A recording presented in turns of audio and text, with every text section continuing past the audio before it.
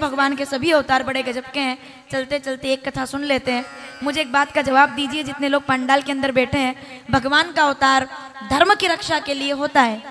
यदा यदा ही धर्मस्य, ठीक है, धर्म की रक्षा के लिए भगवान अवतार लेकर आते हैं ना। क्या कभी भगवान अधर्म करने के लिए आते हैं? बताओ। धर्म के लिए भगवान आते हैं, अधर्म के लिए आते हैं? कभी नहीं आते। तो मतलब आपने शिव पुराण ढंग से नहीं पढ़ी, ढंग से नहीं सुनी। नारायण भगवान धर्म के लिए आते हैं और नारायण भगवान अधर्म करने के लिए भी धरती पर आ गए। अब आप बड़ी विचित्र बात सुन रहे हो इस टाइम पे कि धर्म के लिए तो आते हैं, अधर्म के लिए कब आ गए? भगवान अधर्म कब कर सकते हैं? क्या भगवान कभी अधर्म कर सकते हैं? नहीं कर सकते।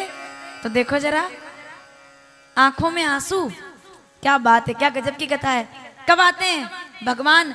धर्म, भगवान जगत में धर्म की जय जयकार करने के लिए आते हैं। लेकिन क्या कभी धर्म मिटाने के लिए आ सकते हैं? नहीं आ सकते। क्या कभी धर्म मिटाने के लिए भगवान अधर्म कर सकते हैं? नहीं कर सकते। तो सुनो, धर्म की रक्षा के लिए भगवान आते हैं, पर कभी कभी धर्म को मिटाने के लिए भी भगवान को आना पड़ता है। कौन से धर्म को मिटाने के लिए? कि जब कोई धर्म, उसकी आड़ में कोई राक्षस पल रहा हो और शंकर जी प्रार्थना करे कि मैं इसका वध तब तक नहीं कर सकता जब तक इसकी पत्नी का धर्म, याद करो किसकी बात चल रही है, जब तक इसकी पत्नी का धर्म इसके सामने कवच बनकर रहेगा तब तक मैं इसका वध नहीं कर सकता। आप जलंधर असुर सहारा, क्या बढ़िया कथा है, समझ रहे हो। भगवान धर्म की रक्षा के लिए भी आते हैं और भगवान कभी कभी धर्म को नष्ट करने भी आते हैं। लेकिन कब, कौन से धर्म को नष्ट करने आते हैं?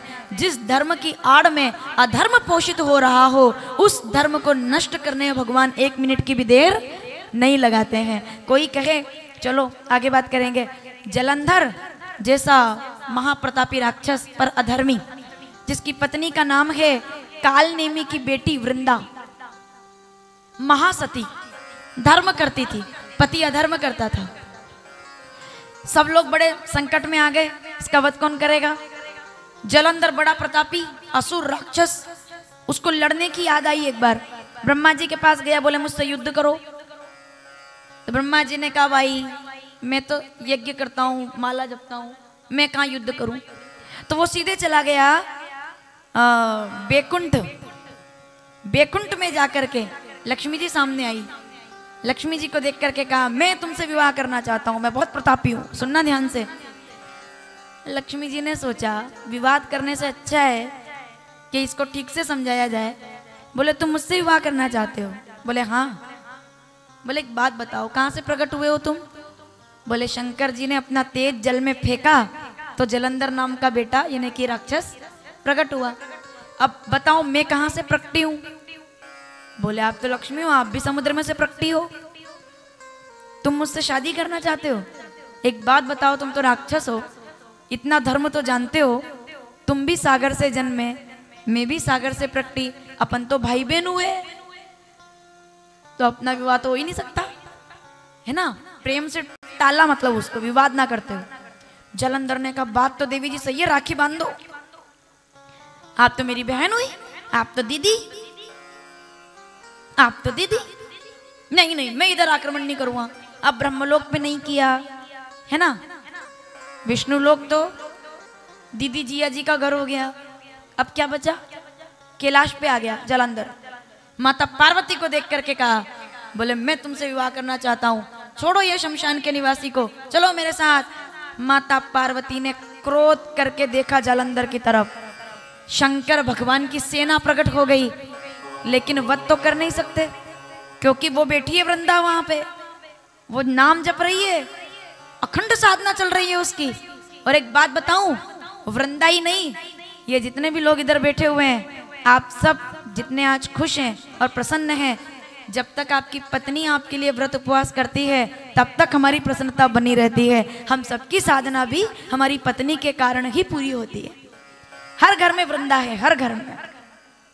वो करवा चौथ करती है, वो एकादशी करती है, वो प्रदोष करती है। माताओं ईमानदारी से बताओ, इतने व्रतों में एक भी व्रत, चलो आप मत बताओ, मैं आपसे पूछती हूँ, आपकी पत्नी, आपकी माताजी, आपकी बेटी, बहन, सब नारियां कोई भी व्रत क्या खुद के लिए करती है? एक भी व्रत मुझे उठा के बता दो कि नारियां अपनी उम्र बढ़ाने के लिए करती हो, बता दो मुझे आज। अपने बेटे की उम्र बढ़ जाए, बीरपसी पे भाई की उम्र बढ़ जाए, करवा चौथ पे पति की उम्र बढ़ जाए, हैं? एकादशी पे परिवार की उम्र बढ़ जाए, प्रदोष, सोमवार, सब व्रत करती हैं किसके लिए? और जब मांगने का टाइम आता है तो सिर पर पल्ला लेकर कहती है, हाथ में पल्ला पकड़ के कहती है, हे ठाकुर जी, क्या क्या मांगा एक नारी ने? काशी में सुनोगे इसको आप ढंग से। क्या मांगा एक नारी ने? हे ठाकुर जी, मेरे परिवार की रक्षा करना। मांगने के टाइम पे खुद को नहीं, परिवार को आगे कर देती है। वो भारत की नारी है। वृंदा तप में बैठी है, शंकर भगवान भागे। अब जालंधर से युद्ध पूरा नहीं हो सकता क्योंकि वृंदा का तप है। क्या किया जाए? जब तक उसका सतीत्व भंग नहीं होगा तब तक उसका वध नहीं हो सकता। नारायण भगवान आए जालंधर का रूप लेके, क्यों? धर्म को मिटाने के लिए। कितनी गजब की कथा है ये। पहली बार धर्म को मिटाने आए, धर्म को मिटाने, सती का धर्म भंग करने, शील भंग करने। समझना बहुत जरूरी है कथा को। वृंदा ध्यान में थी, ये जालंधर बनकर आए, वृंदा का ध्यान टूटा, आंखें खोली, सामने पति थे। शील भंग कैसे किया? नहीं, छुआ नहीं है भगवान ने ना।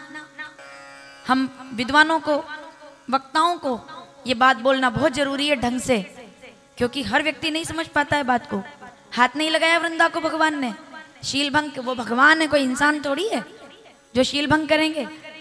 जैसे वृंदा ने देखा जालंधर सामने आ गए, उठकर खड़ी हो गई, दौड़ करके और उनके पैर पकड़ लिए। बस अपने पति के रूप में, पति है ना सामने, पैर पकड़ लिए। जैसे ही पैर पकड़ा और इधर शंकर भगवान का शस्त्र चला और जालंधर की गर्दन कट के अलग हो गई। भोलेनाथ की हर हर। पति सामने और गर्दन पड़ी हुई है। कौन हो तुम जो यहाँ मेरे पति के रूप में हो? शील भंग कैसे हुआ? केवल चरण छूने से। पतिव्रता नारी को कभी